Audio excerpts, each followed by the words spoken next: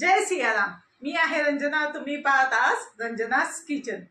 नेहमीचं वरण खाऊन आपल्याला कंटाळा येतो, तेच वरण नको वाटतं, त्याच्यात काहीतरी बदल हवा असं वाटतं। तर मी तुमच्यासाठी खास वेगळं फोडणीचं असं वरण घेऊन आले, जे आहे आंबट, गोड, तिखट, थोडं मसालेदार आणि एकदम चविष्ट लागणारं आहे। तर चला जाऊया किचन मध्ये आणि बनवूया फोडणीचा महाराष्ट्रीयन पद्धतीचा वरण। फोडणीच्या वरणासाठी मी इथे अर्धी वाटी मुगाची डाळ शिजवून घोटून व बारीक करून पाणी घालून ठेवली आहे। फोडणीसाठी मी इथे घेते हिरवी मिरची, कोथिंबीर, कढीपत्ता। इथे मी 1 टेबलस्पून लाल तिखट व 1 टेबलस्पून काळा मसाला आहे महाराष्ट्रीयन पद्धतीचा आपला, तो घेते। हळद, इथे मी चिंच व गुळ पाण्यामध्ये भिजत घातलेले आहे। इथे आपण जेवढी चिंच घेणार आहे त्याच्या डबल गुळ वापरायचा आहे। हिरव्या मिरच्या मी 2 घेतलेल्या आहे। आता आपण करूया ह्या वरणाला फोडणी। इथे मी कढई तापत ठेवली, त्यामध्ये आपण टाकू 2 चमचे तेल।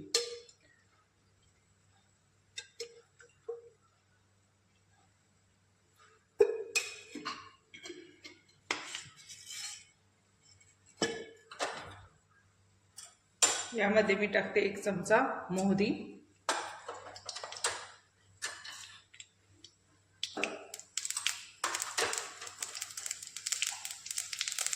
हिरवी मिरची,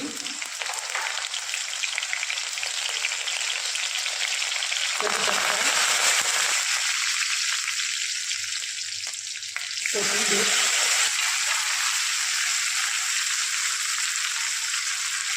हिंग, हळद,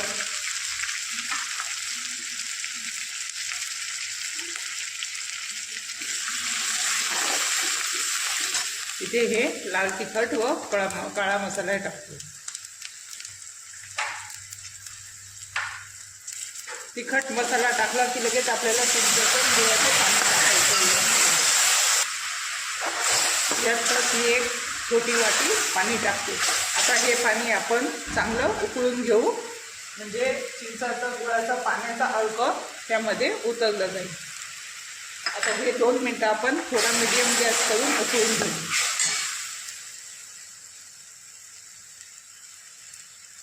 तुमच्याकडे किसलेलं खोबरं असलं ते फोडणीत टाकलं तरी छान लागतं। आता हे पाणी आपण 2 मिनिटं उकळून घेऊ।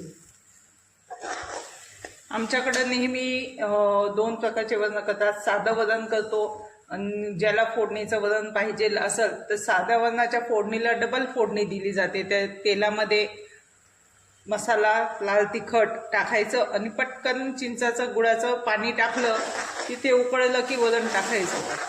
त्याची चव खूप छान लागते। जी डबल फोडणीचं वरण राहतं ना, त्याची चव खूप छान लागते।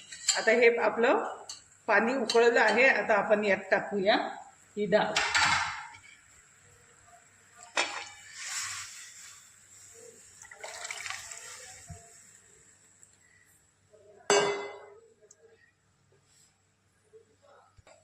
चवीप्रमाणे मीठ, इथे मी 1 चमचा मीठ टाकते। आता हे वरण आपण चांगलं उकळून घेऊ। आपलं आता हे वरण उकळत आलं आहे, छान असा कलरही आला आहे। आपलं वरण तयार आहे।